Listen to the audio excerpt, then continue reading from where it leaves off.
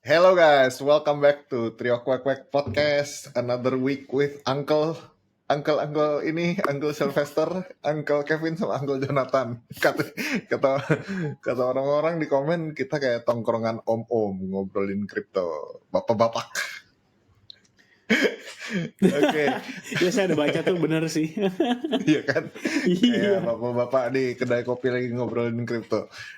Anyway guys, before we start, of course mau ingetin teman-teman untuk help the channel with liking, subscribing, commenting, sharing. Kalau info-info yang di sini membantu buat kalian, please let us know apa yang membantu dan juga apa yang pingin kalian lihat nih di channel ini atau bahasnya mau apa aja. Anyway, seru ya, I think minggu ini, and actually surprising, biasanya kita recordingnya hari Kamis, hari ini jadi Selasa, jadi agak dipercepat nih timelinenya. Semoga alfanya datangnya makin cepat ya buat kalian. But crypto lagi seru of course, dan banyak yang kita bakal bahas hari ini. Langsung aja di topik pertama.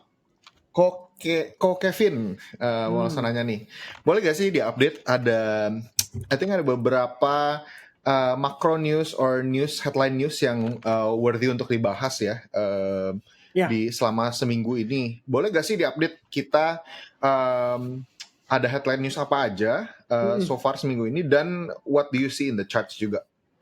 Oke, kalau headline news sebenarnya terakhir minggu lalu itu hari Jumat ya, inflation report kan keluar walaupun US government shutdown. Jadi BLS sendiri, Bureau Labor of Statistics, itu udah ngasih pengumuman memang kalau CPI-nya akan dikeluarkan. Dan headline yang menariknya adalah dua-duanya di bawah forecast. Bahkan ada satu yang ternyata lebih rendah lah kalau kita bilang dari previousnya gitu. So itu kondisi yang amat sangat menarik ya. Jadi mungkin kekhawatiran terhadap inflasi yang bisa jadi mengalami percepatan tuh terlalu berlebihan aja gitu. Ya kan? Jadi setelah inflation reportnya seperti itu, otomatis Fed nggak ada alasan dong buat dia nahan-nahan diri gitu. Jadi saya pikir itu implikasinya lebih kepada FOMC minggu ini. Jadi FOMC minggu ini yang nantinya akan dirilis pada hari Kamis, tepatnya jam 1 pagi, atau lebih tepatnya Rabu malam. Harusnya press conference-nya nggak akan hawkish ya, harusnya gitu. Jadi mungkin Jerome Powell akan cenderung lebih dovish untuk merespon inflation report yang terakhir, ditambah recently kita ada berita juga kok, katanya Amazon lagi layoff 50,000 karyawan. Nah itu angkanya lumayan besar gitu kan, didukung dengan kondisi bulan ini yang US government shutdown, otomatis kan mereka harus pikirin dong, kalau federal workers juga banyak yang dirumahkan gitu, jadi jobless claim-nya itu naik, otomatis ya resikonya lebih ke employment gitu kan. Maka ya sebenarnya kalau dari sisi dual mandate harusnya FOMC-nya akan dovish gitu. Nah kalau dari sisi tarif, ya kelihatannya Trump-nya yang udah mulai ngelunak. Dan sebentar lagi kan mau ketemuan nih, hari Kamis lebih tepatnya. Jadi barengan tuh sama FOMC. Nah, minggu ini udah minggu ribet lah kalau saya lihatnya gitu. Semua akan bergantung sama sentimen-sentimen itu kan. Antara tarif jadian negosiasi terus hasilnya bagus, dan FOMC bisa dukung atau enggak, itu aja. Nah kalau dari price action, emas akhirnya rontok ya, per beberapa hari terakhir akhirnya mulai rontok, dan ya udah nggak tahu tuh, tinggal nunggu aja tuh ya, karena S&P 500-nya udah all time high, udah new all time high, Nasdaq udah new all time high. Jadi kalau kita berada di environment bear market, saya rasa kurang fit ya, karena bear market itu umumnya US equities juga sama gitu, dalam keadaan terkoreksi masif. Nah di kondisi ini kita lihat malah sebaliknya. Jadi gimana tuh kok? Saya tanya balik tuh. Saya tanya balik tuh. So, Vin, gue kurang baca news seminggu ini. Karena market seru-seru aja, jadi ya gue iya ngikutin market aja. Tapi kenapa weekend pump ya? Kenapa weekend maksudnya bullish banget harga price action? Waktu terakhir ya, hari Sabtu dan Minggu tuh ya. Lebih tepatnya Minggu ya, sebenarnya Minggu ya. Sebenarnya gini sih, kalau ini tanggapanku ya. Kan kalau sekarang nih yang lagi beredar di mana-mana, sentimen-sentimen di Twitter macam-macam ya, katanya Binance ya ngirimin Bitcoin dan lain-lain ke Wintermute gitu loh. Pokoknya intinya dimanipulasi lah sama market maker gitu. Tapi kalau menurutku di luar dari kondisi itu, sebenarnya ini sebagai late response dari CPI-nya kok. Jadi CPI hari Jumat bagus, US equity-nya yang naik duluan. Nah, during the weekend, market kan nggak bisa diapa-apain gitu kan. Kalau untuk stock market, forex, dan lain-lain gitu. Opsinya cuma Bitcoin dan crypto. Makanya sebenarnya itu sih sebenarnya udah anticipated lah. Menurutku memang ini cuma masalah sisa-sisa liquidity atau sisa-sisa maksudnya pergerakan market di hari Jumat tuh ke bawah sampai ke weekend. Tapi di weekend yang bisa digoyang ya cuma market crypto doang. And I think that's the reason Bitcoin nge-pump during the weekend gitu. Ya maksudnya para whales-nya juga pilih-pilih timing gitu. Kalau dari segi news soalnya nggak ada yang spesifik yang bikin kayak heboh gitu. Kecuali yang baru update banget, itu juga baru update kemarin. ETF kan. Masalah ETF-nya Solana, kemudian LTC sama HBAR. Minggu ini katanya udah mulai bisa ditradingin. Oh gitu? Hah, ini gue baru dengar. Wah, Iya, that's the reason update kok. Coba cek deh oh gitu LTC ya? sama HBAR harganya dua itu. Kalau Solana Pantesan.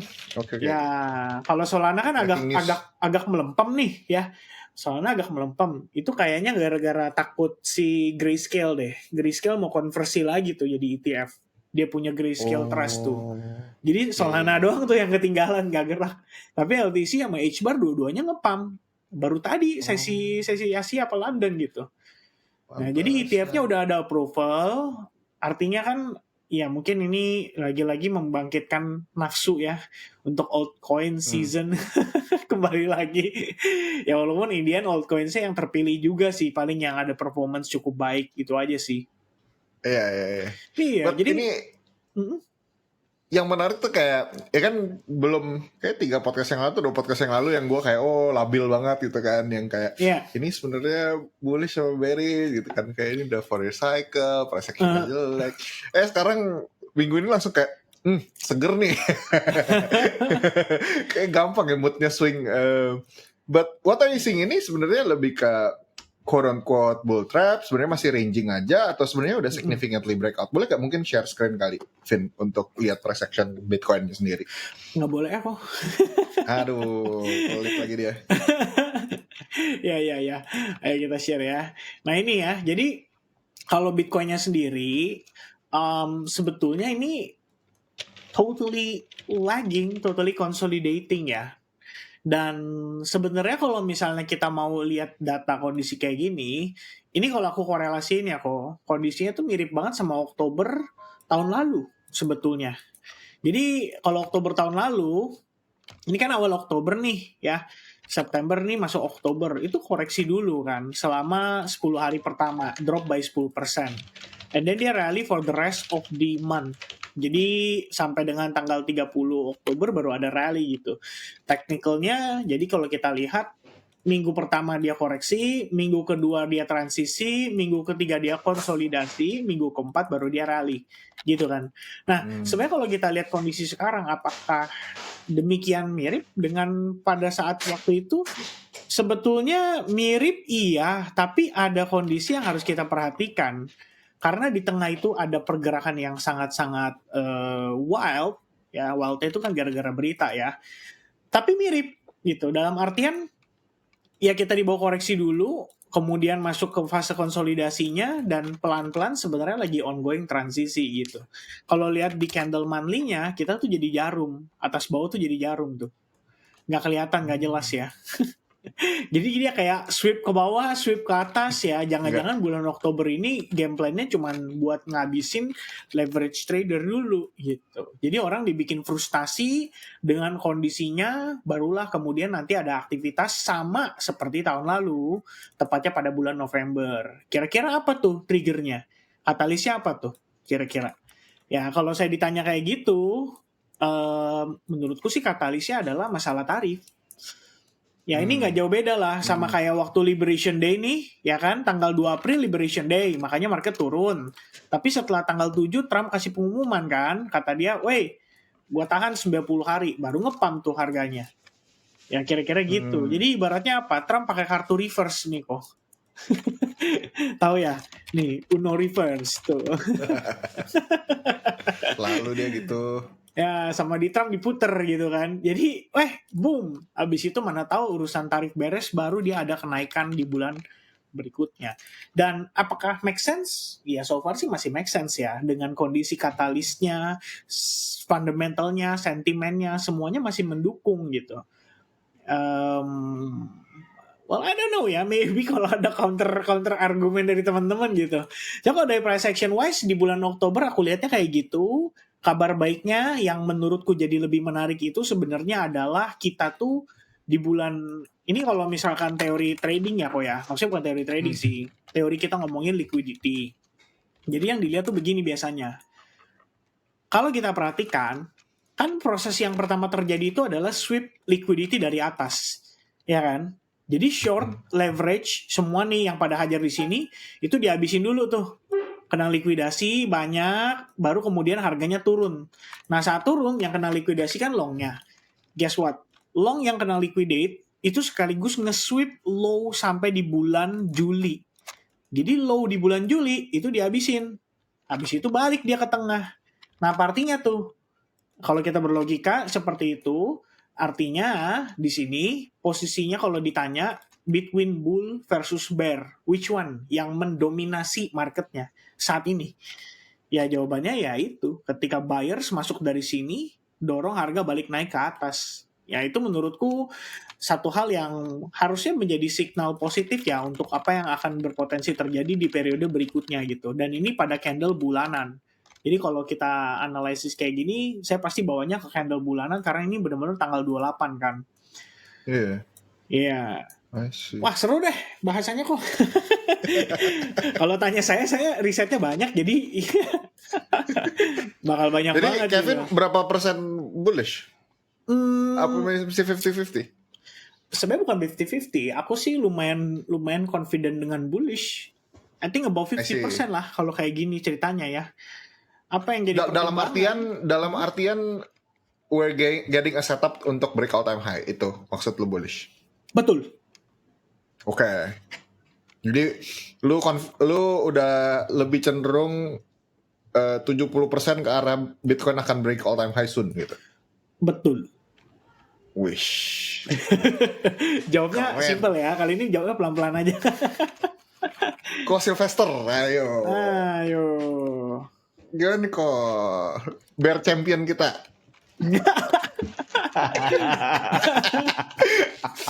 Guys, sebenarnya gue nggak tahu loh kalau Sylvester sebenarnya bearish atau enggak. Cuman dia memegang mantel sebagai devil's advocate di podcast ini. Harus jadi bearish kok. Ayo gimana kok? Kalau Bitcoin, gue belum lihat ada tanda tembus naik ke atas ya. Meskipun gue nggak lihat ada tanda tembus ke bawah juga. Maksudnya kenapa? Karena inflow-nya udah jauh berkurang sekarang. Nggak minus, orang nggak jualan ETF inflow. Tapi orang juga nggak hot, nggak FOMO kayak berapa bulan yang lalu. Tandanya apa?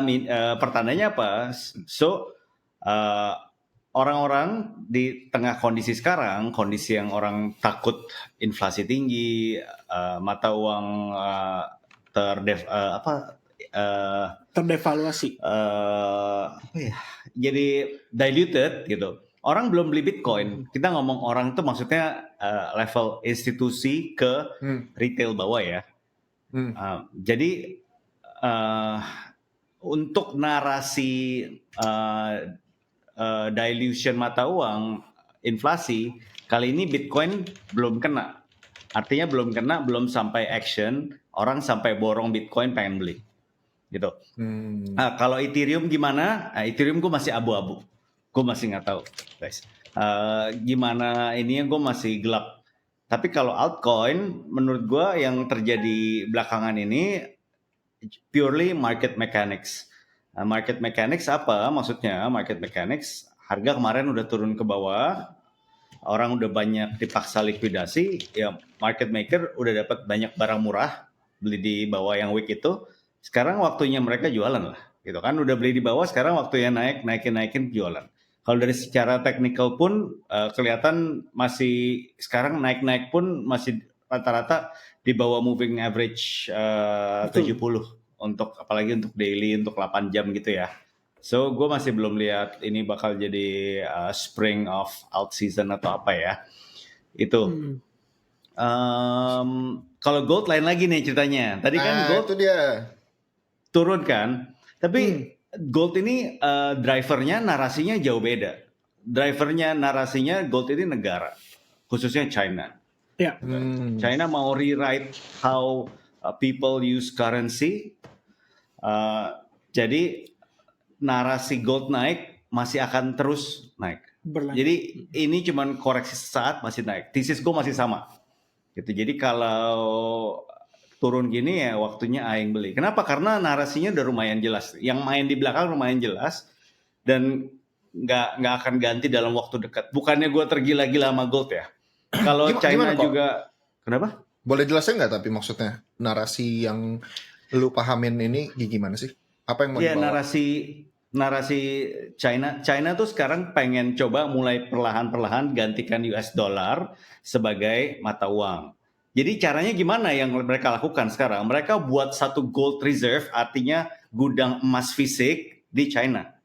Dan di sepanjang, gue lupa di daerah mana, di sepanjang Silk Road kalau nggak salah, atau di daerah BRICS. Jadi mereka tuh bangun tuh gudang emas fisik yang taruh emas beneran. Itu yang emas-emas yang mereka beliin nih sekarang.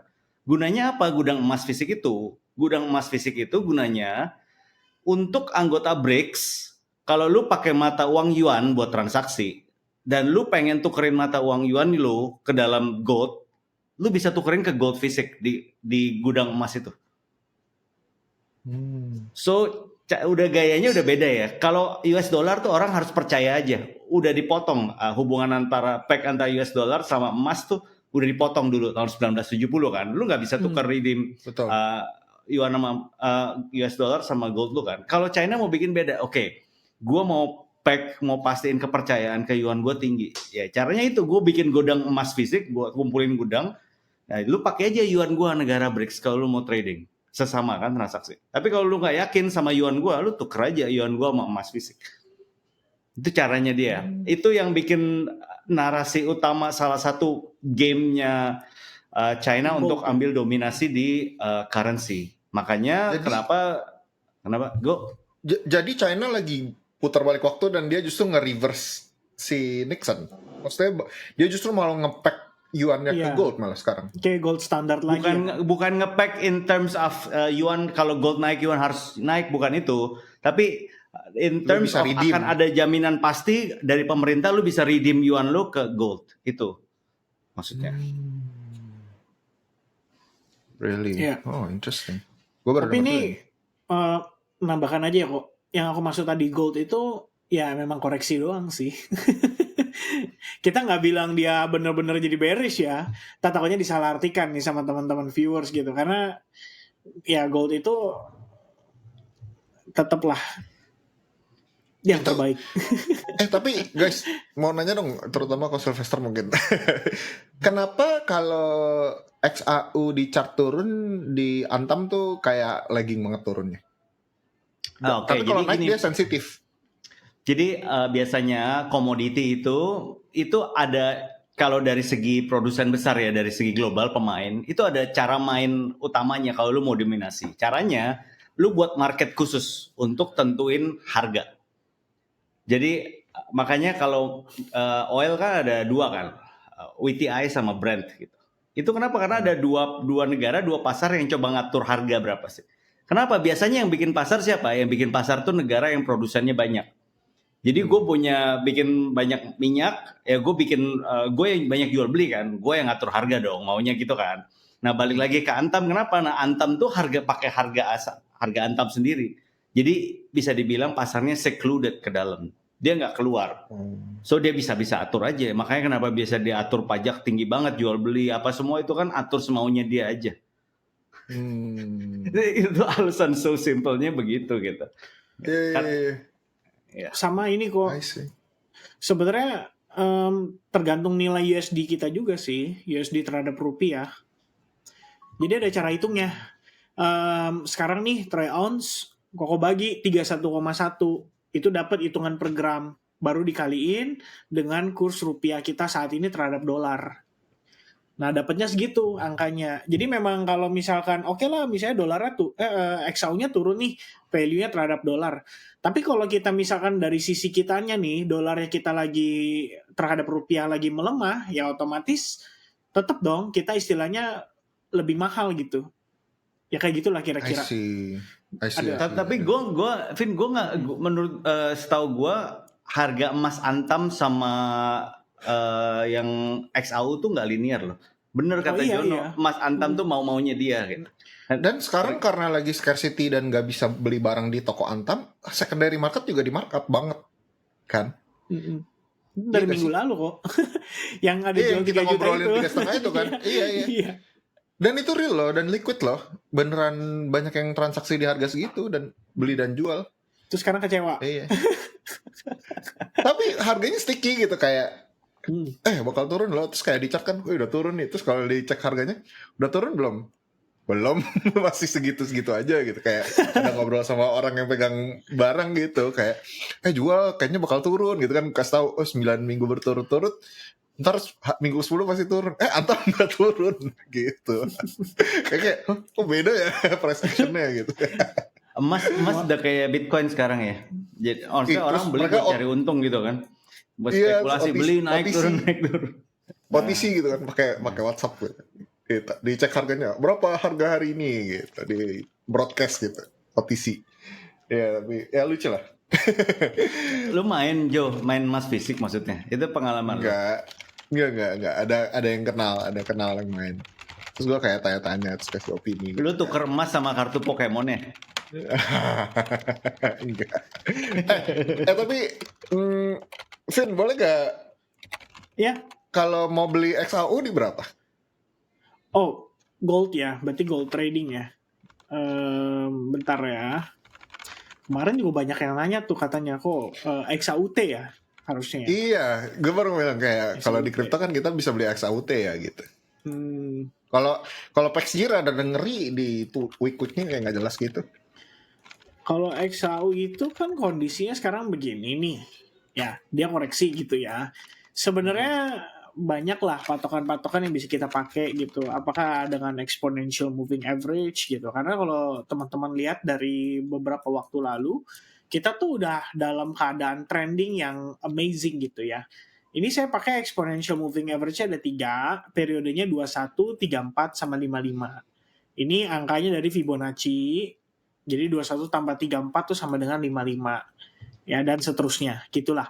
Nah, cuman begini, yang menarik itu, per dia dalam keadaan bullish, kalau Anda masuk ke time frame daily, ini sebenarnya holding terus gitu, di atas SMA 55. Adalah waktunya kita nggak terlalu bullish banget gitu ya. Jadi kayak ini biasanya uncertainty aja, kondisi-kondisi tertentu. Lebih tepatnya ini waktu lagi habis ini sih pemilu ya. Jadi ada bantingan November. Habis itu dia konsolidasi kan. Habis konsolidasi dia breakout, lanjut lagi gitu. Sangat responsif dengan exponential moving average yang tadi saya ceritakan. Jadi every time dia testing 55, cicil aja gitu. Beli aja ibaratnya gitu. Nah sekarang gimana? Udah deket tuh ya, bentar lagi nyampe dia kenalan. Ya pokoknya dari terakhir kali EMA 55 dites, disentuh lah ya, sentuhan terakhir itu adalah pada tanggal 22 Agustus. Nah sampai dengan hari ini kan udah 67 hari dia overextend. Makanya kalau ada koreksi kayak gini, saya juga beranggapan dia hanya retracement atau koreksi aja. Cuman setelah dia testing EMA 55, pertanyaannya adalah, akankah dia bergerak seperti ini dulu, yang artinya makan waktu, atau dia langsung begini gitu. Ya, ibaratnya begitu disentuh langsung terangsang gitu kan, untuk bam, meletus lagi gitu. Obrolan bapak-bapak nggak apa-apa ya. Ya, tapi kalau misalnya udah habis bensin ya mungkin akan takes time. Jadi ada fase di mana dia harus mengalami proses reakumulasi dulu seperti ini. atau ya tipe yang ini yang tadi saya bilang tuh langsung bam Nah. naik lagi gitu. Nah ini semua kan tergantung apa? Ya tergantung sama sentimennya juga, geopolitiknya juga gitu. Kayak April waktu itu kenapa bisa begini?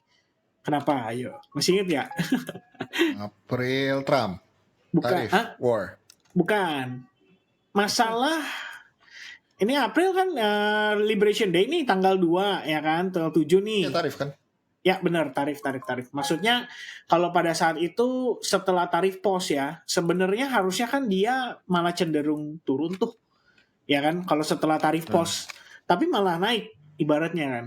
Nah sebenarnya pada saat itu kayaknya geopolitiknya deh yang mulai hot lagi ya.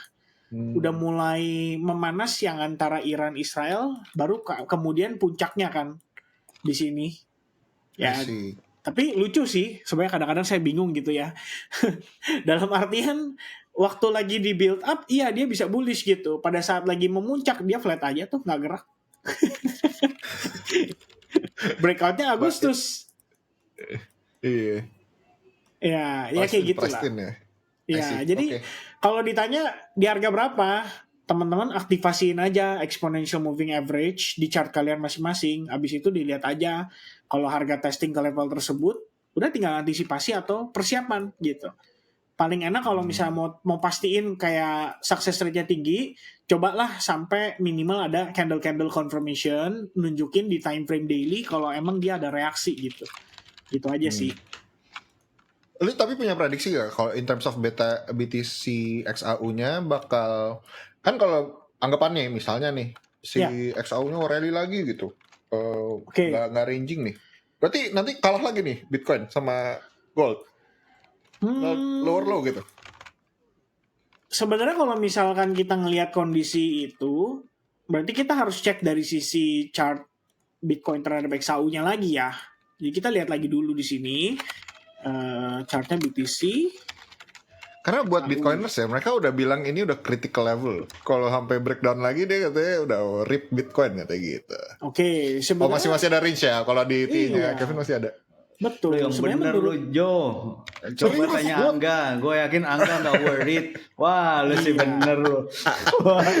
Gue baca di mana gitu katanya ada, tapi chartnya bukan chart begini, chartnya ada kayak di normalize gitu. Iya Oke. kata.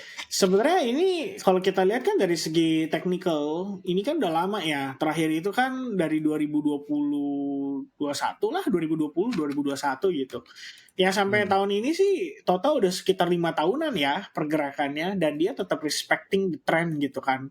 Artinya Bitcoin itu dari segi market cap tetap lebih dominan dibandingkan dengan XAU dari segi pertumbuhan setidaknya 5 tahun terakhir. Nah XAU itu kalau sebenarnya teman-teman ya katakanlah bilang kayak gitu. Ini setelah berapa lama bosku gitu. Ya kan? Ya maksudnya XAU ya dia rally gitu, tapi setelah berapa lama? 100% itu setelah 600 hari lebih. Ya sebelumnya dia cuma sideways doang. 1200 hari. Itu loh. Ini lama loh. Ya 4 tahun terakhir abis itu dia rally gitu kan. Nah sekarang pertanyaannya gini. Dengan kondisi dia rally kayak gini, emangnya Bitcoin-nya rontok? Ya kan? Bener gak? Agak. Ya kalau misalnya enggak ya udah. Gak perlu takut gitu. Ya kalaupun dia naik lagi, pertanyaannya mau sampai mana gitu kan? 6.000. Wah, 6.057% lagi. Itu susah udah dengan kondisi sekarang. Ya kalaupun dia naik, mungkin testing ke level 4,5 itu masih mungkin gitu. Cuma kalau misalkan dia naik ke situ pun, saya nggak terlalu worry lah. Karena Bitcoin nggak terlalu ngefek-ngefek banget kok. Buktinya mana? Lah ini. Ya saya ulang lagi nih tuh 100% 600 hari. Emang Bitcoinnya kemana? Ke atas juga kok. Gitu. Sama-sama solid lah ya. Iya sama-sama solid. Gitu aja ya. Muter-muter di situ ya. Oke. Ada satu topik yang menarik yang pengen coba didiskus nih. Share dulu bentar konteksnya. Jadi gue ada ketemu satu tweet ini, terus gue langsung penasaran banget ini apa artinya gitu kan? Karena lumayan heboh, banyak yang nge-quote, terus banyak yang ngasih take juga. Jadi ini ada ngomongin tentang ada yang namanya reverse repo versus standing repo, dan over time Ini dari berapa nih? Bulan Juni ya. Chartnya sampai ke sekarang ini kelihatan banget dari reverse repo itu trennya switching ke standing repo. Dan gue yakin nggak banyak sebenarnya teman-teman yang ngerti sama seperti gue waktu gue lihat ini. Hah? Ini artinya apa gitu? Karena lumayan heboh lah waktu itu, ada beberapa yang ngasih take-nya hot banget gitu kan. Dan apparently kalau udah masuk ke area standing repo ini udah mulai ada alarm-alarm yang berbunyi di buat orang-orang makro gitu lah ya. Nah, makanya kita langsung aja menghadirkan salah satu expert kita, Ko Sylvester. Tolong saya Siapa dijelasin yang expert? apa ini artinya. Apa? Kan Ko Sylvester jago tuh mensimplify buat kita semua warga Coba dong kok, rakyat Indonesia. chartnya tetap ditunjukin yang tadi kok. Oh gitu. Iya, biar ada bahan gitu kan, kayak lagi di headline TV gitu. Oh gitu. Siapa tuh kalau Sylvester udah siapin PowerPoint presentation?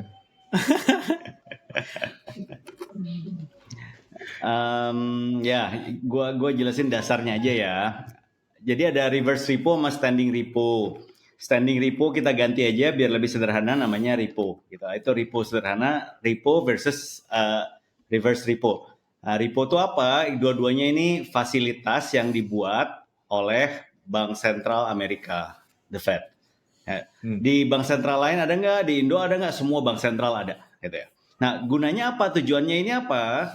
Tujuannya dua fasilitas ini supaya ngatur supaya kondisi ekonomi perputaran uang itu sesuai yang diinginkan oleh bank. Jadi ini salah satu tool atau alat yang senjata yang dimiliki yang dipunyai oleh bank sentral buat ngatur kondisi keuangan, ini salah satunya. Oke, kita jelasin satu-satunya dulu ya. Reverse repo itu apa? Reverse repo. Reverse repo ini begini, ini perjanjian harian, overnight. Jadi dalam semalam perjanjiannya. Perjanjiannya bilang apa? Perjanjiannya dari bank sentral bilang gini ke bank-bank yang lain. Bank-bank, kalau kamu punya uang nganggur di bankmu, gitu, uang cash, uang nganggur, daripada kamu taruh di bankmu, kamu sini, kamu kasih ke aku aja, pinjemin aku malam ini. Kamu taruh aku semalam, nanti besoknya aku balikin uangnya. Nanti kamu dapat bunga. Simple. Reverse repo kan? Maaf. Kenapa? Jangan ngomongnya kayak godain cewek kok. Bang, sini semalam aja sama aku gitu. Bapak-bapak nih. Ada kata semalam ya. Tadi Kevin udah pakai kata dua, satu apa, terangsang sama semalam ya. Ini Kevin kayak libidonya agak tinggi deh gitu. Waduh, gawat nih. Sok-sok dilanjut kok.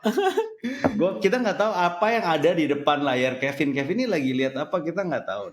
Aduh. Udah lanjut. Ya, jadi itu kan. Nah, itu guna itu ini aku udah pernah jelasin di video sebelumnya. Nah, ini fungsinya apa? Gunanya apa? Dari di sini The Fed bisa ngatur bunga aman tuh berapa sih standarnya? Maksudnya standarnya bunga aman apa? Kalau bank punya uang di kasnya, dia kan punya dua pilihan kan. Oke, karena ada reverse repo, gue punya pilihan nih. Pertama ya gue simpen aja di gue, nanti setiap malam gue bungain deh. Itu kan aman kan? Gue dapat bunga dari The Fed, berarti itu namanya bunga aman. Atau pilihan kedua ya gue pinjemin ke orang lain aja, ke bisnis, ke Jeff Bezos, ke Elon Musk, semua gue bisa pinjemin keluar. Gue dapat bunga yang lain, tapi itu bunga kurang aman, ada resikonya kalau pinjemin pihak lain kan. Jadi di sini bank bisa ngatur bunga amannya kira-kira berapa ya ngaturnya di sini. Oke. Kalau misalnya sekarang repo itu apa? Repo itu persis kebalikannya, kan reverse card. Nah, repo itu kebalikannya. Bank punya uang, gitu kan? Bank bukan punya uang, bank punya treasury note, kartu surat utangnya The Fed. Aku punya uang nih, punya treasury note, tapi aku butuh uang cepet aja. Boleh nggak? Treasury note-nya aku kasih ke kamu, Bank Sentral, Powell. Nanti besok pagi aku balikin lagi ke aku treasury note-nya. Tuker ya, aku kasih kamu treasury note, kamu kasih aku uang tunai. Nah, gunanya buat apa? Supaya dia dapat uang tunai langsung cepat. Biasanya yang teknisnya ini, kalau bank kan inget nggak zaman dulu ada clearing, istilah clearing. Kalau biasanya zaman dulu tuh kalau kirim kirim ke satu rekening ke rekening lain kalau lumayan besar, kadang clearingnya lama. Terus ada istilah kalah clearing, gitu kan? Nah, ini tuh maksudnya bank itu pas kirim ke bank lain, itu dia harus ada uang cashnya kan. Nah, kadang uang cashnya bank antara perputaran dia kan ada yang pinjemin keluar, ada yang masuk ke dalam, itu ada yang minus kan. Jadi mungkin kebanyakan pinjemin keluarnya, kebanyakan surat berharganya, uang cashnya kurang buat transferin orang. Nah, ini gunanya repo tuh itu, dia dapat uang tunai, surat berharga dia titipin dulu ke bank. Jadi dia nggak kalah clearing. Salah satu yang transaksi yang operasional hari-harinya itu. Tapi dalam konteks yang lebih besar, ini artinya kalau misalnya bank ngerasa, ini ada dua kondisi ya. Kalau misalnya bank ngerasa sekarang nih waktunya cuan, bisa cuan besar dengan resiko lebih rendah, mendingan uangku yang ada, uang tunaiku yang ada, aku pepet-pepetin deh. Aku pinjemin semua. Aku pinjemin ke Elon Musk, ke Jeff Bezos, aku pinjemin ke Nvidia. Semuanya aku pinjemin keluar. Jadi kan sisa uang tunainya bank dikit kan. Padahal nanti, jadi gimana dong kalau ada orang mau ngambil uang banyak, semua yang deposito gimana? Ya udah pakai repo aja. Surat berharga aku repoin. Nanti tukerin balance sheet-nya kadang muter. Jadi dia dipas-pasin gitu. Jadi uang kita tuh ibaratnya kalau kita sering kan misalnya punya uang nih, ada kan yang suka uangnya pokoknya nggak pengen pegang uang tunai. Begitu ada uang tunai misalnya beliin aset apa, akhirnya pegangnya aset nggak pegang duit. Bedanya orang perorangan tuh nggak punya fasilitas standing repo gitu, nggak bisa bawa sertifikat tanahnya ke Bank Indonesia kan. Aku tukerin sertifikat tanahku sama uang tunai deh khusus malam ini, besok aku balikin. Orang biasa nggak bisa, tapi bank bisa. Itu. Nah itu kondisi pertama kan. Itu kondisi bagus, artinya market risk on. Tapi ada kondisi kedua, kalau misalnya ada kredit macet, jadi dalam rencana bank sebenarnya dia udah harus terima uang nih, gitu kan? Uang lu harus masuk dari pembayaran cicilan KPRC ini atau pinjaman bisnis ini, sini harusnya udah masuk. Tapi apa dikata gitu kan? Nasib berkata lain, yang ngutang nggak mampu bayar. Iya. Padahal dia punya kewajiban bayar utang ke yang lain kan. Nah di situ dia harus pakai fasilitas repo juga kan. Jadi dia punya ini untuk sementara dia tukerin dulu sama uang supaya dia bisa bayar. Itu kemungkinan kedua yang nggak bagus. Jadi pilih aja antara dua ini mau yang mana. Kenapa standing repo-nya bisa nambah sekarang? Menurut gua yang terjadi standing repo-nya itu yang bagus kok, yang pertama. Kenapa? Karena pertamanya diawali dengan reverse repo-nya naik dulu. Dan narasinya udah sesuai kan narasinya. Artinya setelah QT lama, akhirnya bentar lagi udah pengen selesai, Fed funds rate juga udah mulai turun, mau diturunin lagi, narasinya sesuainya ke arah sana. Gitu. Terus juga big beautiful bill, uangnya makin banyak, so itu masih sama kayak penjelasan gua yang dulu ya. Ya, gitu sih. Tapi follow up dikit. Jadi ini sebenarnya kalau masalah reverse repo versus repo ini lebih ke inisiatifnya bank sentral atau appetite atau demand-nya dari private sector-nya, private banks-nya. Kayak siapa yang decide kalau ini lagi reverse repo atau ini lagi repo? Ini lebih kayak dari bank. Si bank sentralnya jualannya apa atau apa? Enggak, itu dua fasilitas selalu ada. Tinggal banknya mau pakai atau enggak. Jadi misalnya gue BCA. Gue mau pakai reverse repo atau repo, tergantung kebutuhan gue. Gue lagi banyak duit atau banyak surat kertas yang ada nol-nolnya doang gitu, surat utang. Kalau gue lagi banyak duit ya gue pakai reverse repo. Kalau gue cuman banyak kertas yang nol-nol, surat utangnya gue pakai repo gitu kan. Kalau gue butuh. I see. Jadi ini masalah kayak di private bank ini lagi banyak banyak cash. Kalau makin kesini makin tipis aja cashnya gitu kan? Betul. Ini yang di sini nih reverse repo tinggi, ya kan? Ini artinya apa? Artinya bank-bank punya uang, tapi dia nggak mau ngalirin keluar. Dia nggak mau pinjemin ke kalangan bisnis. Kenapa? Ya resikonya tinggi kan, masih takut. Akhirnya uangnya ditaruh di The Fed aja gitu. Ya udah gue pinjemin The Fed aja malam ini. Makanya reverse repo-nya jumlahnya tinggi kan? Uangnya dipinjemin ke Fed supaya dapat bunga. Nah makin lama makin memang turun nih. Atau memang pasar nggak mau minjem bisa antara dua itu, antara pasar nggak mau minjem atau dia nggak mau minjemin. Itu biasanya dua-dua kayak ayam sama telur kan. Ada dua Ya kan, kemungkinan. ayam atau telur yang mana nih sekarang? Nggak mau minjem atau mau minjemin dua-duanya gitu? Iya. Jadi Nah, ibaratnya yaudah, ini makin turun. Go. aku tambahin dikit aja kali. Ibaratnya gini, kayak reverse repo yang makin turun ini sebenarnya bisa menandakan dua hal. Antara satu, dari sisi ekonominya emang lagi ada ekspansi kok. Gitu. Atau yang tadi Ko Sylvester bilang, kredit macet. Jadi kita penilaiannya mana nih yang lebih positif gitu loh. Kita mau lihat dari sisi positif apa negatif. Nah kalau itu mau cari tahu ya kita telusuri dong. Artinya kita lihat lagi data PMI-nya gimana. Apakah dari segi sektor-sektor service lagi ada ekspansi, apakah manufaktur lagi ekspansi gitu. Kalau dari sana ada ekspansi, berarti ketahuan kenapa reverse repo-nya turun, ada kemungkinan proses pinjaman itu lebih banyak. Ibaratnya duit itu benar-benar mengalir ke sistem. Mungkin gampangnya gitu. Baru kemudian kita mempertimbangkan, kalau duit ada di sistem, misalnya contoh, masuk nih ke perusahaan A berarti kan lagi demand-nya tinggi. Demand-nya tinggi berarti dia ada penghasilan lebih ya kini kita ngomong logika gampang aja ya. Dari penghasilan lebih ya bisa investasi. Gitu aja. Begitu kira-kira benar nggak kok? Ko Sylvester. Ada disconnect sekarang, Vin, di khususnya di cycle kali ini. Gue udah pernah bilang share disconnect-nya kan. Disconnect-nya apa?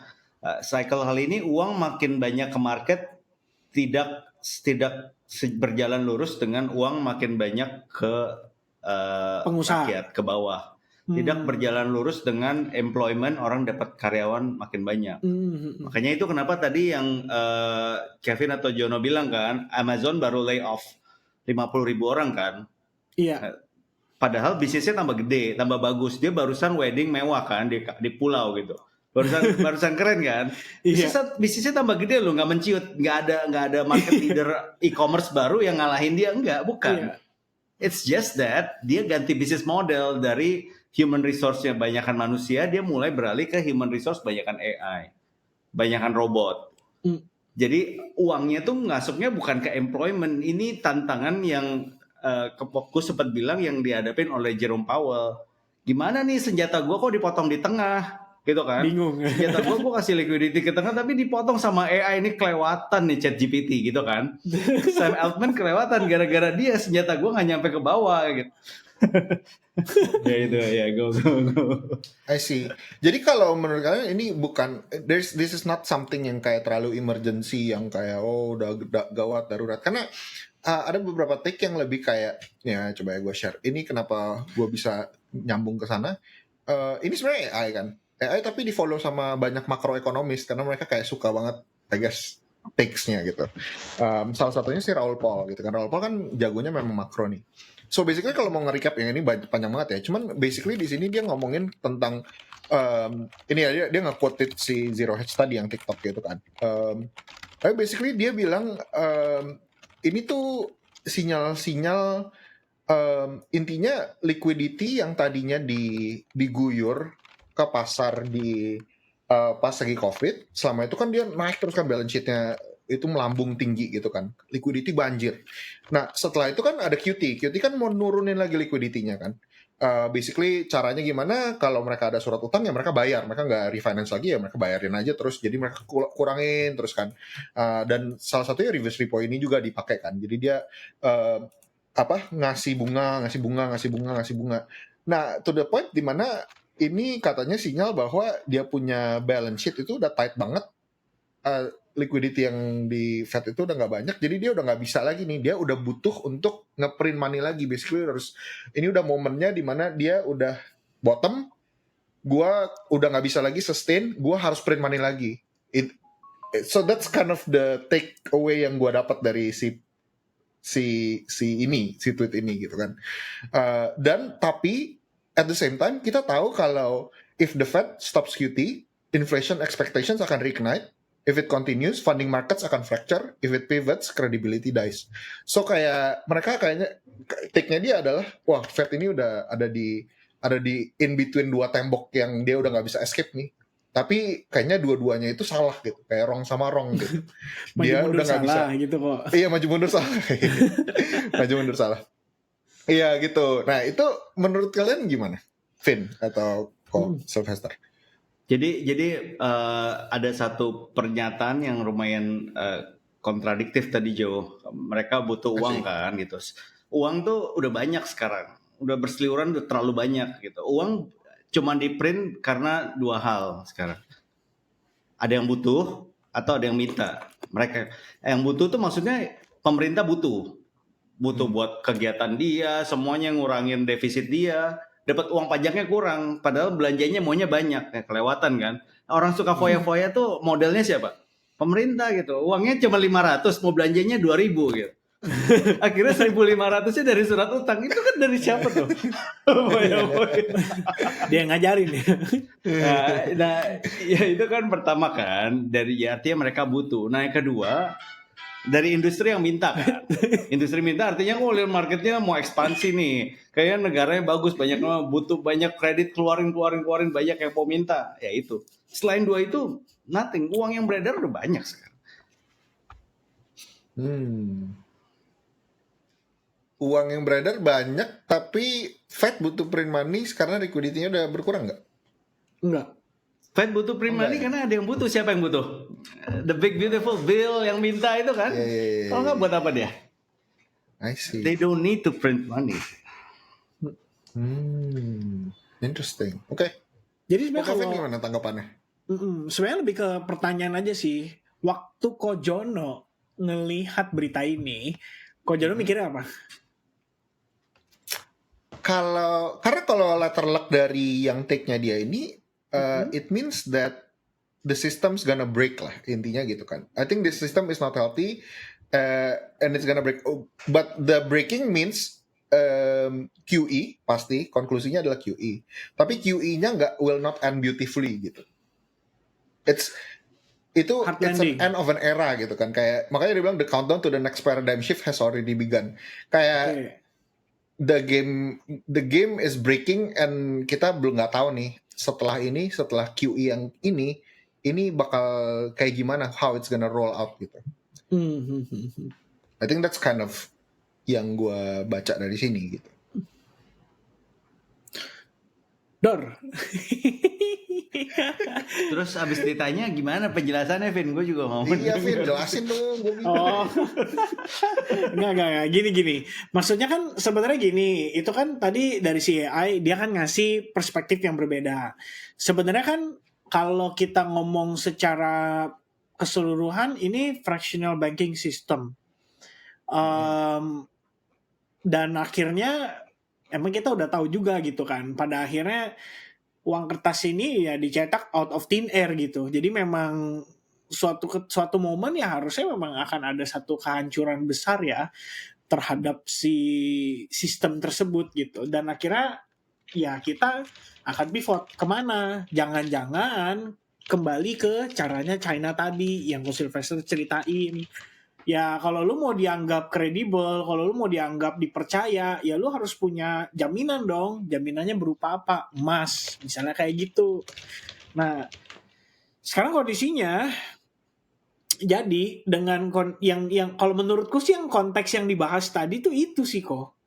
Lebih ke sana sih, bahwa ya lu QT, terus selesai QT lu QE lagi, terus duitnya naik lagi, inflasi lagi, ya gitu-gitu aja. Sebenarnya yang dibahas gitu konteksnya.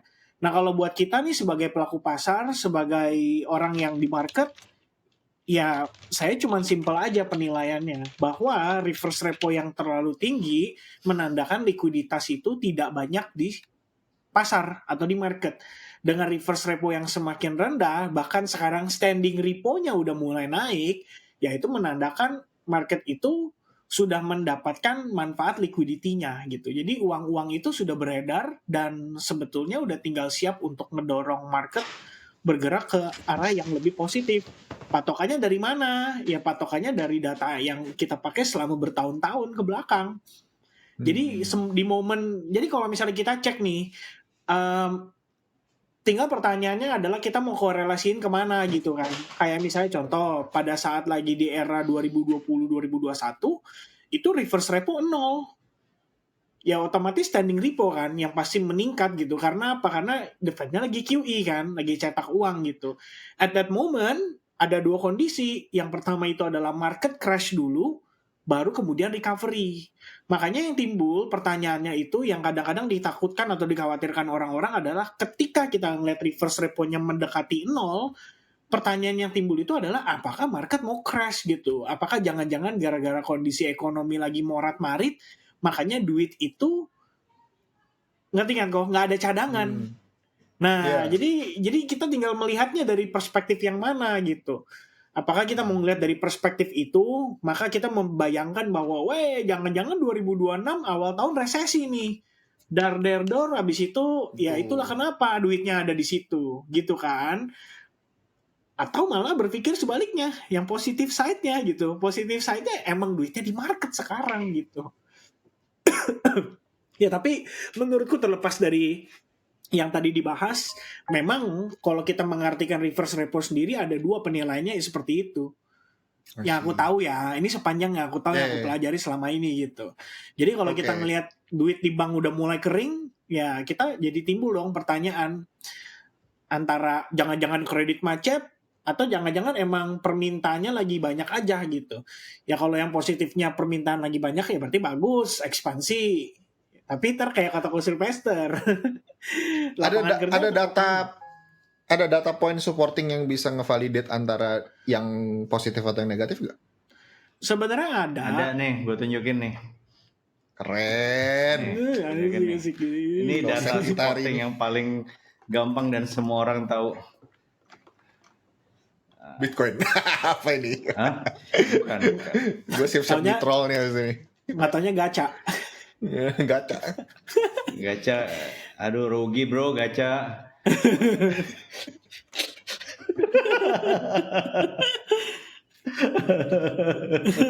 Ini gue tunjukin. Mana kok? Ayo dong kok, jangan bikin penasaran kok. Tuh, point supporting tuh naik terus. Nasdaq. Ini maksud gue ya bener-bener pertanyaan lu tuh bener Jo. Data ini kan kita nggak bisa lihat sendiri. Dalam arti kan enggak, kita harus lihat barengan data yang lain kan. Nah, salah satu lihat data yang lain itu gimana kondisi pasar keuangan, financial market tuh gimana. Karena itu akan jadi indikasi market tuh saat ini dalam kondisi apa dan uang mengalir kemana. Kan yang kita tahu saat ini kondisi pasar keuangan itu so highly overvalued kan. Perusahaan-perusahaan tuh nilai PER-nya tuh jauh banget di atas, overvalued. Artinya aku apa? Udah baca ya, artinya apa? Iya, aku udah baca. Kenapa? Katanya 17 kali ya. Dari yang harusnya average-nya itu 13 atau 14 kali dari yang tadi apa tuh? PR ratio-nya.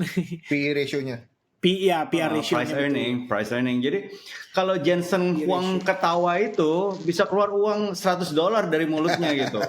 Kalau dia senyum dikit tambah $1,000 dari mulutnya. Saking kayanya dia. Maksudnya gitu. Jadi kalau dari tapi logikanya bukannya jadinya konklusinya malah ini udah bubble gitu. Terus kalau lu mau QE lagi terus lu banjir liquidity lagi mau taruh sampai kemana gitu kan? Atau justru itu memang jadi iya memang this is gonna go up forever gitu. Atau justru kayak harusnya kayak jangan-jangan bakal ada black swan gitu. Ya, jadi kita lihat kenapa ini bisa terjadi kan? Kenapa maksudnya market bisa naik terus? Kenapa? Karena pertama ada dua hal kan. Satu yang kita sering bilang, yang gue sering bilang kan, orang tuh nggak tahu uangnya tuh mau ditaruh kemana buat ngalahin inflasi. Itu pertama, ya kan? Jadi they need some kind of vehicle, kendaraan untuk ngamanin uangnya dari inflasi. Utamanya ke pasar keuangan. Jadi apakah akan bubble? Kenapa? Apakah akan crash turun? Nah, solusi pertama udah terjawab belum? Artinya ada alternatif untuk uang lari masuk kemana selain ini enggak? Kalau enggak, ya uang tetap masuk ke sini.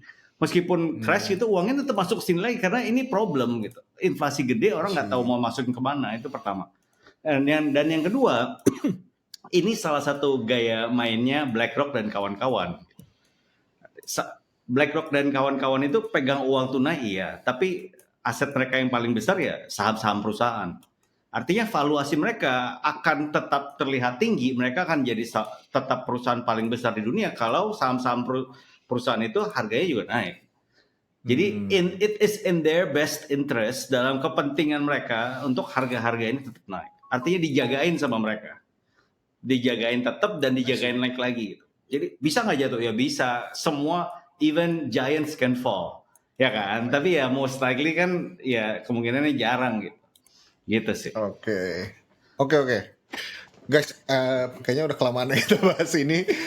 Semoga bermanfaat buat teman-teman. Tapi ya itulah, I think salah satu yang trigger gue juga karena Ko Angga juga ada nge-tweet ya soal ini. Dia katanya berubah jadi netral gitu karena ada standing repo. Dan dia ada YouTube video juga, by the way. Teman-teman kalau mau lebih ke edukasi lagi tentang ini bisa mampir ke YouTube Ko Angga yang bullish or bearish judulnya. But anyway, I do have a news from the trenches. Lumayan hot loh hari-hari ini. Dan ada breath of fresh air gitu. Jadi mau update nih teman-teman sedikit mungkin di akhirnya episode kali ini. Buat teman-teman yang nggak aware, selama terakhir kali ada meta baru di I guess trench ya, maksudnya on-chain yang ada inovasi gitu dari Web3 itu actually waktu AI agent Meta di Oktober tahun lalu. Oktober atau September ya.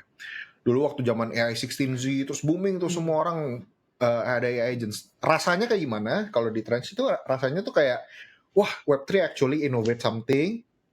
Banyak hackers dan developers tuh banjir masuk, GitHub-nya langsung naik, semua orang mau develop, mereka nge-hack, mereka coba untuk ngelakuin sesuatu yang of course jadiin meme coin gitu kan, kayak metanya seperti itu dulu. Di Solana di launch meme coin, semuanya berhubungan dengan AI agents ini. Mereka mencoba untuk plugin-nya ditambahin dari cuman ChatGPT jadi ke cloud juga, jadi ke Gemini, jadi ke Grok, jadi apa. Wah, semua coba mereka nyoba untuk trading, mereka nyoba untuk bikin personality ABC, mereka bikinin apalah gitu kan.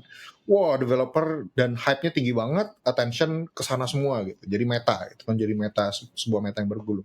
Itu terakhir kali menurut gue pribadi ya, sebagai orang yang pengamat market, ada inovasi di Web3 itu terakhir kali itu gitu. Dan kalau kita hindsight sekarang inovasinya apakah bagus? Ternyata ujung-ujungnya ya elah cuma jadi chatbot semua gitu. Dia tuh cuman kayak jadi bot-bot di Twitter doang gitu. Jadi kayak agentsnya itu ternyata nggak kemana-mana. Buzzwordnya bener AI agents, dan kita malah tahu AI agents yang sebenarnya adalah yang ada di ChatGPT sekarang, yang ada di Gemini sekarang. Mereka sekarang agentic banget cara kerja dari LLM-nya sendiri gitu kan. Tapi not necessarily itu transfer ke valuasinya yang ada di kripto gitu kan. So buzzword against naratif gitu kan. Nah, sekarang ada inovasi terbaru gitu. Ada yang namanya X402, X402. Ini lagi jadi buzzword seminggu terakhir ini gitu. Jadi baru nongol nih, apparently ini inovasi di dalam, just singkatnya ya, adalah di dalam micropayments untuk software sebenarnya, untuk API, untuk agentic AI ekonomi bisa bergulir tanpa perbankan dan tanpa permissionless. Jadi gimana nih, kan gini ibaratnya, kita ke depan 5 tahun ke depan akan ada AI agents yang run our lives, atau ada inovasi ke sana lah yang mencoba untuk agentsnya dibikin self-sustaining, self-learning, dan mereka akan somehow suatu hari akan butuh untuk coba untuk spending gitu kan. Mereka harus beli, contohnya kalau kita mau bikin self-sustaining GPU, mereka self-sustaining AI, mereka harus beli compute misalnya gitu kan. Mereka beli compute untuk dirinya sendiri. Oh, gue mau belajar tentang trading, gue mau beli compute segini besar untuk supaya gue bisa nge-konsum data ini gitu, misalnya gitu lah. So ini self-sustaining. Pokoknya ngomongin tentang hal ini namanya AI agentic economy. Kalau kalian bisa baca reportnya banyak banget, A16Z lah, bla bla bla. Ini industri yang akan besar sekali gitu. Gimana caranya si AI agents ini akan self-sustain, bahkan bisa bikin bisnis, mereka bisa bikin revenue, mereka bisa spend lagi, dan mereka punya ekonomi sendiri nantinya gitu kan. Jadi agent sama agent nanti bakal bertransaksi, punya hubungan transaksional, lu bikin ini buat gua dan lain-lain. Nah, pokoknya intinya X402 ini menjadi jawaban. X402 itu apa sih sebenarnya? Kalau kalian pernah dapat error code 404, kayak misalnya masukin link yang salah gitu, akan dapat error code namanya 404. Nah 402 ini tuh salah satu error code yang sama. Jadi 402 ada 403 ada 404 gitu. Jadi di dalam dunia HTTP or whatever internet kita ini ada standar namanya 402. Jadi itu basically sebuah wall response balik di saat lu require untuk ada payments gitu. Nah, error code ini somehow bisa dihack sama developer untuk dijadiin justru payment gateway. Jadi semacam payment gateway buat kita bisa natively di internet request micropayments. Jadi kayak kalau lu mau akses ini lu bayar dulu sekian gitu. Intinya kayak gitulah singkatnya. Nah, apa yang bisa di-unlock? Contohnya gini. Kalau kalian tahu tentang API atau mungkin teman-teman yang lebih software developer, kalau kita subscribe ke sebuah API service atau software as a service, biasanya subscription-nya itu per bulan. Per bulan lu dapat kontrak, lu harus tekan janji segala macam, baru lu bisa akses API. Halo?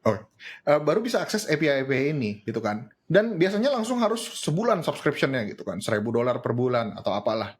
Dan kan nggak bisa kan, nggak autonomously si agents ini bisa subscribe sama API ini gitu kan. Mereka butuh Visa card, mereka butuh apa, butuh harus punya email lah segala macam. Nah, dengan X402 ini, lu bisa setup sedemikian rupa sehingga API itu dikonsumnya per kredit. Jadi lu bayarnya per kredit, literally satu kredit, lu bayar $0,00001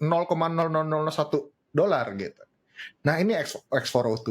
Nah jadi kenapa itu exciting? Karena itu kemudian membuka possibilities untuk ya either kita bahkan sebagai user bisa konsum API per kredit. Jadi misalnya gue nggak kuat nih Bloomberg Terminal setahun gitu.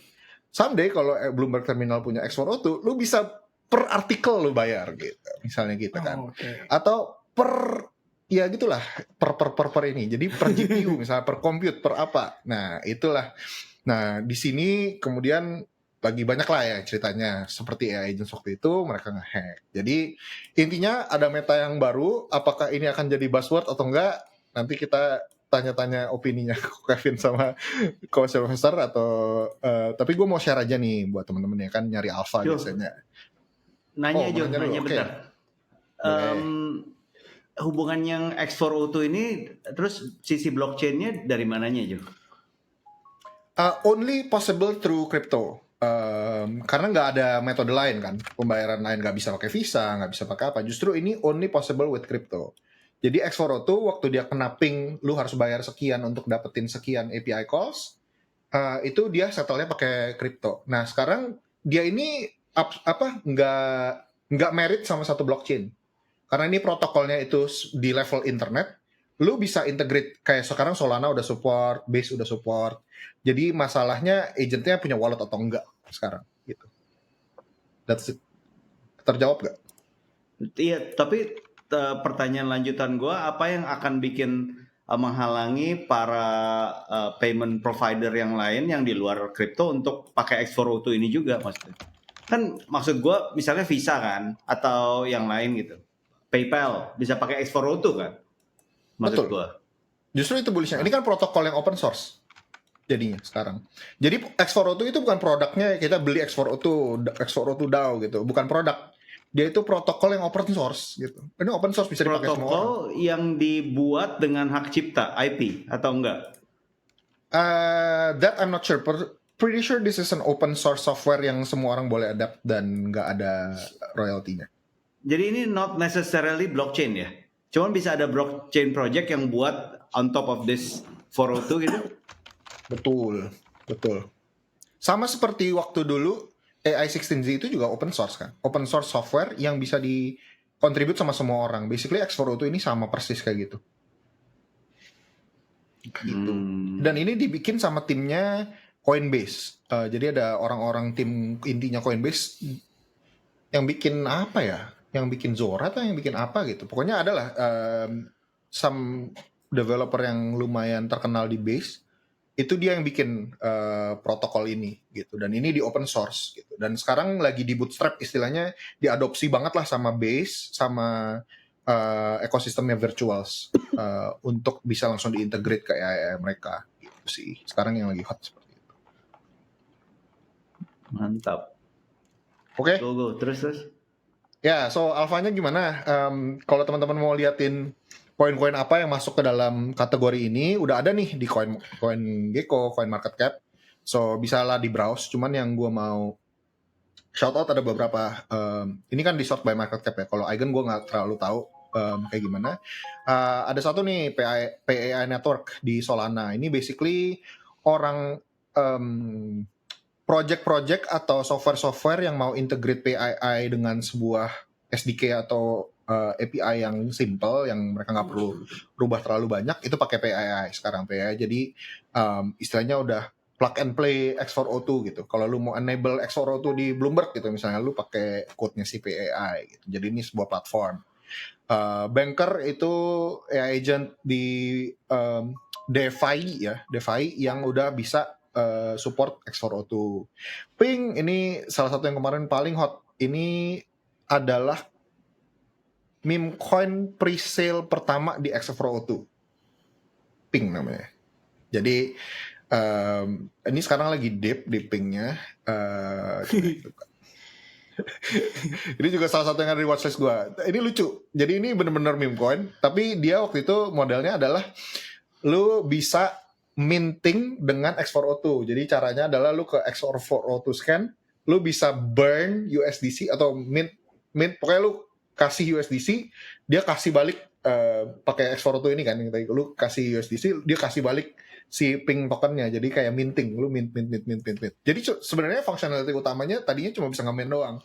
Nggak ada kayak pump fund yang ada langsung LP segala macam lolos gitu-gitu. Cuma nge-mint aja, lu bisa nge-mint sampai habis. Tiba-tiba meledak karena dia adalah meme coin pertama yang bisa di-mint di X4O2. Sekarang udah market cap-nya 24, kemarin kayaknya tertingginya udah sampai 70-an million ya. So ini kalau teman-teman mau coba lihat, ada namanya Ping, itu lucu. Terus ada beberapa lah, ini Daydreams di Solana sempat kayaknya ke shout out, salah satu yang strong katanya Santa di Virtuals. Tapi intinya kalau kalian sebenarnya mau dapetin exposure ke ini, menurut gua token yang paling jadi I guess alfanya adalah Virtual sebenarnya. Makanya Virtual lumayan gila gitu. Jadi Virtual sekarang ekonominya X4O2 banget lah gitu. Kalau kalian mau coba ride the wave on this, yang readily available di banyak checks itu Virtuals. Dan kalau mau dig deeper into the alpha, sekarang masih banyak alfanya menurut gua, dan kayaknya bakal ada masih ada lag-nya lah gitu. Itu. Nah, gimana nih menurut Jo, nanya dong Jo. Sylvester. Bentar, gue nanya follow up. Kalau yang kan kita sempat bahas 2 alpha sebelumnya kan, 2 trend, stablecoin, XPL, sama DEX kan, Perp DEX kan, Aster dan lain-lain. Ada update nggak sih Jo? Khususnya XPL Jo. Kok gue ngerasa kayaknya dari chartnya kayak chart buang barang gitu loh, kayak chart coin, meme coin yang buang-buang barang gitu sih Jo? Atau emang ada update apa sih? Iya, so kalau kalian nggak tahu, sebenarnya pre-sale-nya itu valuation-nya lumayan rendah. Waktu itu mereka nge-raise tuh di valuasi $500 juta. Jadi sekarang kan masih 3 billion, I think terakhir gue lihat valuasinya. So itu udah 6x dari pre-sale. Of course orang akan buang barang gitu kan. Dan hype kecil awal suara juga pumpnya. Halo? Halo? Bener gak sih suara Jonathan kecil gak Kev? Iya, menciut kan? kecil. Iya, bingung gue. Udah mati kali tuh ininya, apa namanya? Halo. Halo. Go, udah tuh. Masa harus deket ini? Oke. Iya, jadi yang XPL memang ada dari kelihatan lah itu orang-orang buang barang. Dan of course retail left with the back again gitu kan. Buat yang ICO of course masih cuan banget. Masih 6x bro. Dan kemarin pas di pump sampai gila-gilaan sampai ke berapa tuh, $1 berapa gitu kan. Ya tipikal orang FOMO dan caught with the bag again gitu. So unfortunate buat orang-orang yang beli di atas, tapi overall kita sebenarnya memang belum bisa punya conclusive evidence apakah ekosistem ini hidup atau enggak.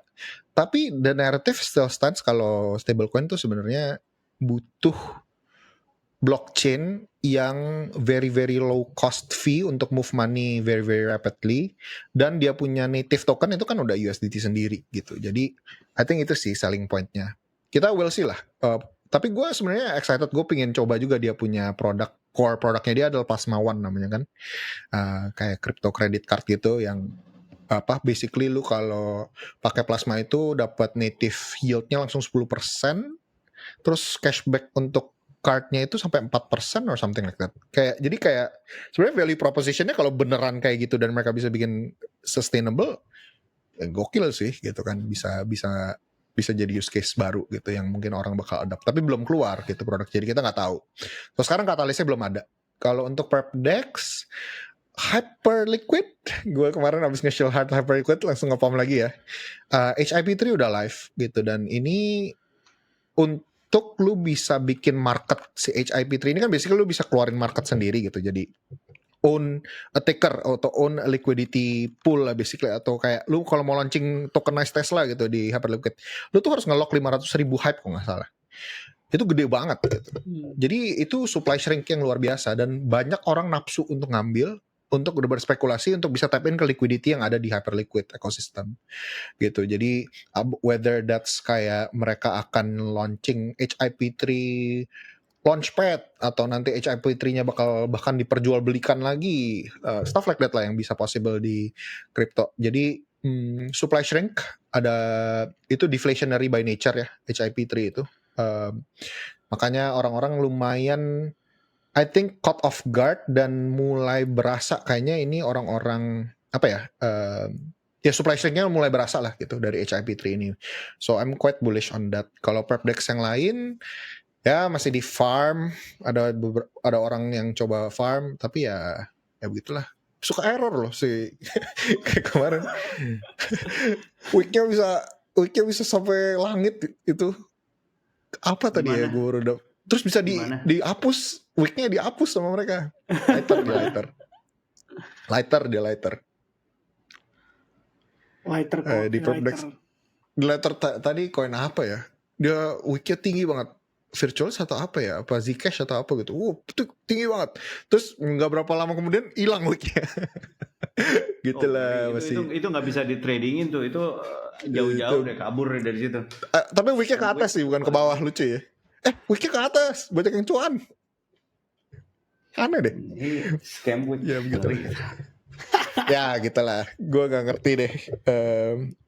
But I guess free money is free money. Tapi gak tau ya bisa bilang free money aja, karena kan lo ada trading fee juga.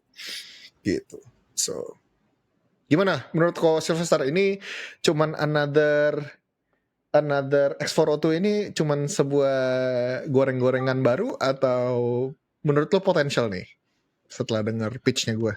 Kita lihat core utility-nya dulu ya. Artinya tesisnya kan setiap orang mau punya AI agent-nya sendiri yang bukan ada di cloud, AI agent yang ditrain sesuai kebutuhannya dia, dan setiap kali dia butuh pakai dia nggak perlu akses cloud. Itu bukan AI agent itu kan? Karena kalau kita pakai AI agent yang dari cloud, mas sekarang kan nggak perlu compute, kan compute-nya kita udah bayar ke subscription kan. Nah, sesuai pengalaman gue, kalau kita mau pakai AI agent sendiri, kalau ya mau pakai ya, emang bener butuh compute yang di luar komputer kita. Karena kebutuhan processing power-nya sangat amat tinggi. Meskipun lu pakai komputer paling canggih ya, lu pakai sendiri AI-nya dipakai komputer lu buat proses, itu jauh lebih lemot dibanding lu pakai ChatGPT yang biasa yang gratis. Kalau ChatGPT yang biasa kan begitu kita nanya dia prosesnya di cloud. Kalau kita pakai komputer sendiri dia proses komputer sendiri kan. Emang butuh processing power dari luar, itu pertama benar. Tapi sesuai pengalaman gue saat ini dan kedepannya, gue masih meragukan banyak orang yang butuh AI agent sendiri. Kecuali udah sangat spesifik ya. Artinya AI agent sendiri pilihannya antara mendingan pakai yang udah ada jasa yang udah jadi kayak misalnya ChatGPT, atau pakai jasa yang sendiri, train sendiri di komputer sendiri. Gue rasa mayoritas orang prefernya pakai ChatGPT yang udah ada di sana. Pertama dari kompleksitasnya agak rumit, pasang sendiri di komputer semua. kegunaannya terbatas, ya pakainya sama aja. Saat ini buat chatbot juga, nggak bisa buat pakai yang lain. Kalau buat utility yang bisa nyambung ke komputer, ke HP, semua udah ada. Kayak Microsoft udah bikin AI yang bisa lihat semua isi komputer kita, jadi kita nggak perlu sampai se-custom itu. Jadi kesimpulannya, pertama, untuk kegunaannya sendiri pun gue nggak lihat itu akan dipakai secara masif dalam jangka waktu menengah. Kecuali ada satu game changer utility ya. Game changer sekarang kan masih LLM misalnya, kalau atau udah ganti jadi AGI mungkin dengan cara yang beda mungkin butuh. Tapi kalau selama masih LLM, gue ngerasa AI masih lebih praktis, orang lebih pakai akan yang di cloud. Jadi yang ini X402 in terms pakai sendiri ya maybe gitu ya, kalau emang bisa gantiin PayPal yang sekarang udah sangat nyaman gitu kan. PayPal kan yang sekarang nyaman kan, tinggal pencet semua bayar udah beres kan. Kenapa why go through all the hassle untuk bikin API call yang cuman sesekali, yang setahu gue di mana-mana rumusnya kalau pakai eceran pasti jauh lebih mahal dibanding pakai yang bundle kan, yang subscribe bulanan. Artinya kalau yang pakai eceran yang benar-benar cuma pakainya ya pas segitunya doang. Gue butuh data di Bloomberg, butuh satu artikel. Gue butuh itu doang, ya udah gue bayar sekali, habis itu gue nggak balik lagi. Mungkin gue baliknya sebulan 2 kali, that's it. Ekonominya nggak gede, nggak segede orang yang pakai butuh bulanan, yang pakai butuh banyak ya ekonominya gede di sana. Kalau ekonominya nggak gede, otomatis pemainnya, ekosistemnya nggak akan keluar banyak resource untuk kembangin ekonomi itu. Kalau ekonominya besar, pasti pemainnya banyak, developer yang buat. Kenapa? Karena kuenya gede. Kalau kuenya kecil ya, that's it sih. Tapi balik lagi, kalau buat kripto, justru yang kayak gini-gini yang cocok buat digoreng. Yoi. Artinya apa ya? Artinya secara surface kelihatannya oke aja gitu kan. Itu kayak orang penting, orang nggak perlu pusing-pusing yang lain kok. Surface oke, harga naik, that's it. Jempol senyum udah. Betul. Gitu sih. Iya, setuju sih. At the end of the day, Yang Ride the dijual wave. story. Iya. kalau sampai bener ini tech mengubah dunia ya nggak apa-apa. Ya, nggak apa-apa, cuma ya ride the wave aja gitu kan. Atau kalau dia surut juga trennya ya walau selagi ada narasinya kita bisa hop on gitu. So don't marry your coins katanya gitu ya. But last chill deh sebelum kita tutup, ini udah overtime kita nih. Ini yang sebenarnya nge-boost mereka punya credibility. A16Z ngeluarin sebuah report tentang pain points-nya AI. Jadi kan di sini dia ngomongin tentang nggak bisa bedain antara AI sama human generated activity. Solusinya apa? Lu ada proof of humans, kayak WorldCoin, bla bla bla. Nah, yang kedua ini to unleash the power of AI agents, they need to be able to engage economically gitu. Nah, terus mereka crypto may be the only viable payment rail for AI agents. Dia estimasi by 2030 ada $30 trillion in purchases will be made or influenced by AI agents gitu. Nah, jadi misalnya nanti kalau AI agents ini kita mau jadi pembantu kita untuk shopping gitu. Nah, mereka ngelihat kalau untuk bisa nge-unlock ini solusi satu-satunya mungkin kripto. Jadi bukannya kayak pakai Visa card atau Mastercard yang dimasukin ke AI agentsnya, but more so lebih ke kripto untuk security or whatever lah capability juga. Nah, ini di sini di shoutout X402. Didukung juga sama Coinbase, Cloudflare, dan ini ada Plasma juga nih by the way. Tapi ya, so this ekonomi ini yang ngeboost lah si X402 tiba-tiba langsung boom gitu begitu dikasih report ini sama A16Z. Gitu guys. Oke. I think that's enough alpha for today. Udah 1 jam 18 menit kita ngobrol. So, jangan lupa follow, subscribe, like, share, comment. We'll see you next week guys. Bye.